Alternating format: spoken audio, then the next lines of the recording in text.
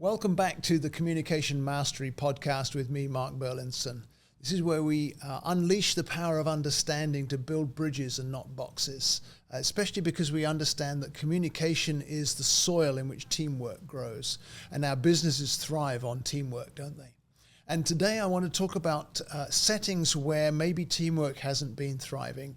My title would be When Shift Happens. That's shift, because when we navigate conflict or we navigate tension, when things are changing in our business, especially if there's a change of personnel, then there's always communication issues that arise.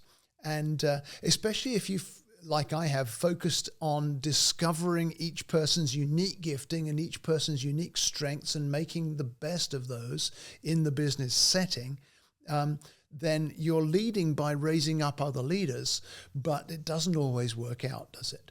And so I want to talk about when those shifts occur, how do we handle them? What do we need to face as the challenges? And what are some of the keys to turning what could be a very negative situation into a positive one? So let's talk about the reality, the shift in the title, because we've all had leaders in our businesses who didn't work out. We've had people on our teams who, for whatever reason, didn't fit. I know I've had multiple occasions, and I've talked about some of them before on this podcast, where we've had to make a change because people won't fit with one another. When leaders don't work out, when team members don't work out, sometimes there's an active division in the team. They're dividing people actively by setting one against another. Or sometimes when people don't fit, it's more of a passive division. There's just this sense that things aren't quite right and we're not pulling together. There's no active conflict happening, but there's still that passive divisiveness. And whether you've got active or passive divisiveness, it's going to undermine the vision and the mission of your business. And so it's important it be addressed. And you as the leader are going to have to be sure to address that. You're going to need to pull on different aspects of your communication profile to do that.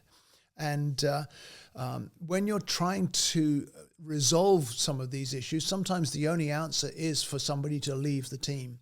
And sometimes people will leave easily or quickly.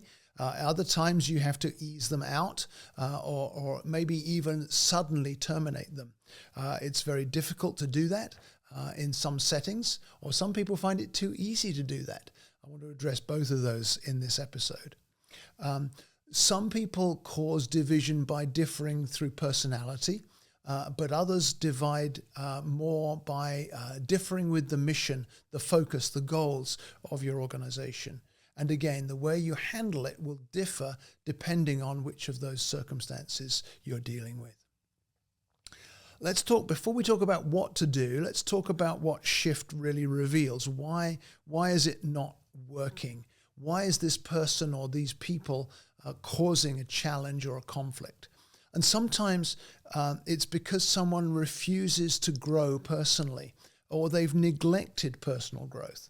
Hopefully, all of your team have embraced the principle of growing. That's why we're listening to this podcast, after all. But if someone has, for whatever reason, refused to grow or refused to accept input, then there's going to be a challenge, because if you're building a team that's focused on personal growth, personal improvement towards the goal of the mission or the organization, then anyone who's not on that journey with you is going to cause division. Another area where things don't work is if we as business leaders haven't really recognized some of our own blind spots. I've always made it my practice when there's been a challenge like this to look into my own life, to look into my own way of leading and think, is there a blind spot here? I'll often go to somebody to help me look at my own handling of the situation to say, what am I missing? What could I do better? What do I need to address? Have I maybe had a blind spot around this person where I've refused to see a challenge and I've refused to address it? Whatever those blind spots would be, it's very valuable for me to look into those and to accept them and then to address them. Sometimes a person's past experience can't adapt to new settings. So if there's change in your business process, or there's change in your market, or there's a challenge that's caused the whole business to adjust and to refocus in a new direction, then sometimes somebody who's had maybe a difficult past experience with change in the past will find it hard to adapt to that. And so someone who fitted before may not be a fit in the future. And that can be another cause of shift happening. And then sometimes we become overly self-focused. If I'm dealing with a big issue in my own life, maybe it's a challenge or a setback that I've had, my self-focus can sometimes undermine my sense of teamwork. Or in a team member, it can sometimes hinder submission to the authority of the management and the boss and the leader of the team. And all of those things have to be addressed. So there's all kinds of symptoms to watch for in your team when you find this kind of shift, this kind of challenge, this kind of conflict coming up. It may be stubbornness, or there may be anger in close relationships, that friction between team members. Or there may be a resistance to correction that didn't used to be there but is now coming to the fore. There may be a need for recognition that's kind of out of proportion to the person's role. There may be the developing of factions within your team. One is against another, or trying to get people on their side.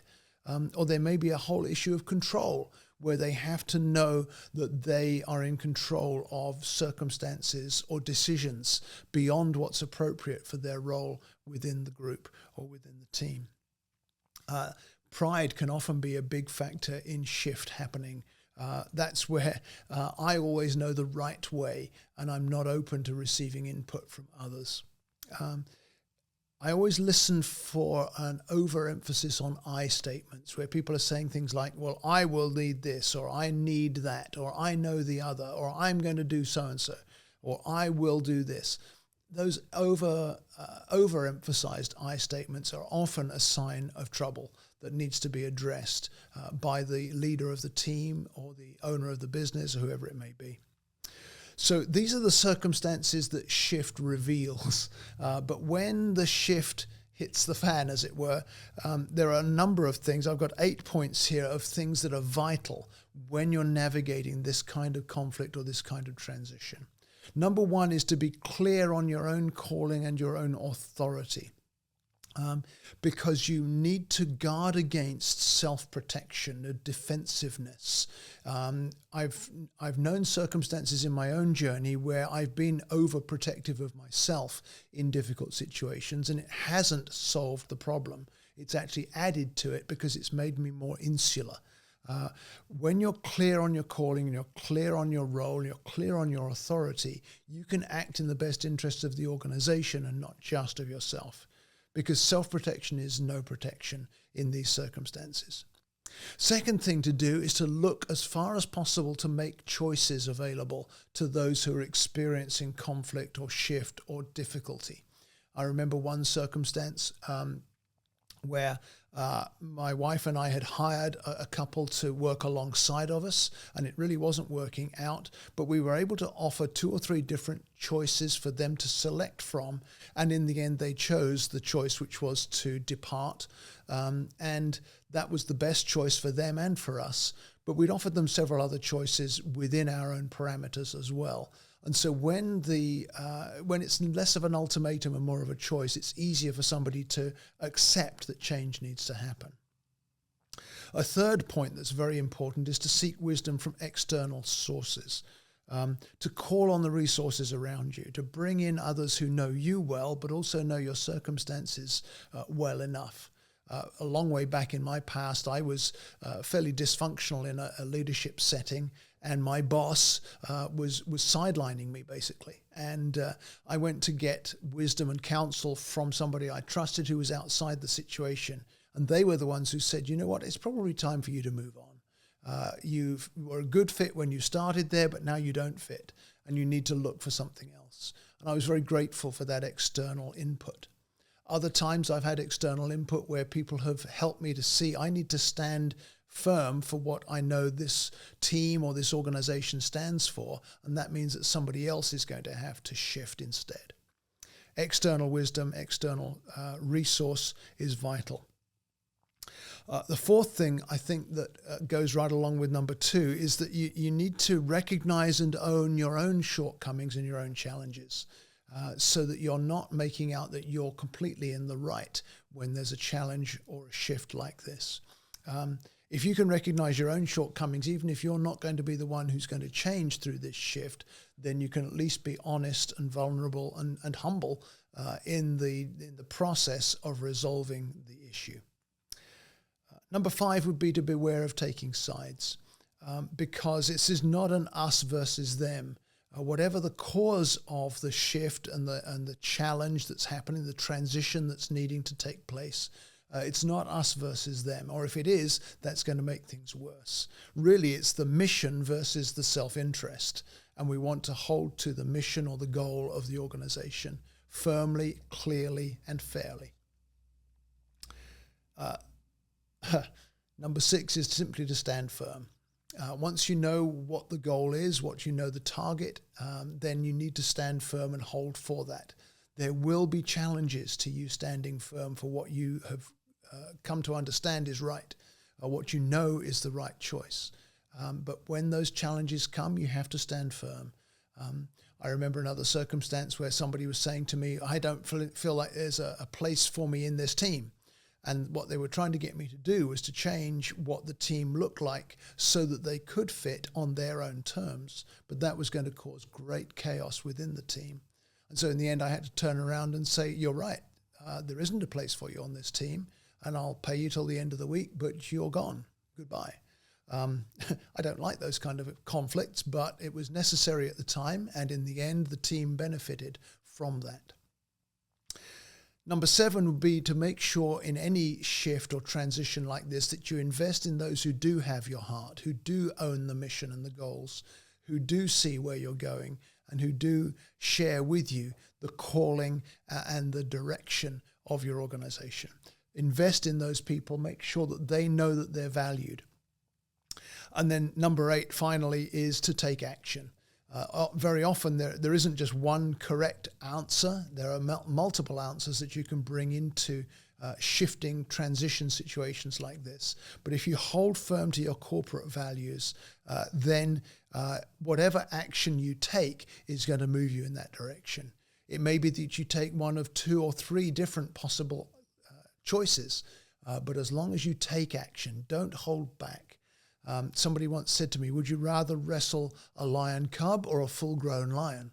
And of course, the answer is it's easier to wrestle a lion cub. When you see a challenge, when you see a problem, it's important to tackle it early before it grows into something more fierce.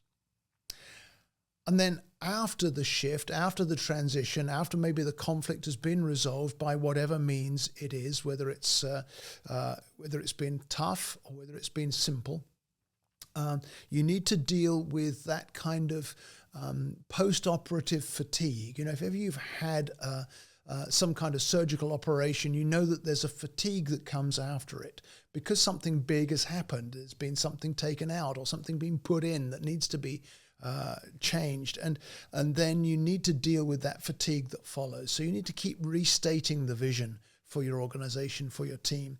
You need to demonstrate care and empathy for the team that remains if there's been a change of personnel. And you need to continue to prioritize the mission that you're engaged in together. Because once we keep our eye on the goal, we can move forward together. And you're less likely to have those kinds of shifts, those kinds of transitions, those kinds of conflicts that we've just talked about navigating. So I hope that's helpful to you. And you may be thinking of somebody else who could benefit from what we've talked about in this episode. So maybe you could pull out your phone and text them a link to this episode and say, here, listen to this. I think it'll help you. Or maybe you found this helpful and you'd like to leave us a review. That would be very helpful to me as well. Any recommendation to get others to get the good news of this podcast is always valuable. So thank you for doing that. And if you've got feedback or questions, you can always reach me through my website at markberlinson.com. I'd love to hear from you so that we can take your questions and feedback into a future episode and answer them. Until then, let's take a break from here, and I'll see you again next week.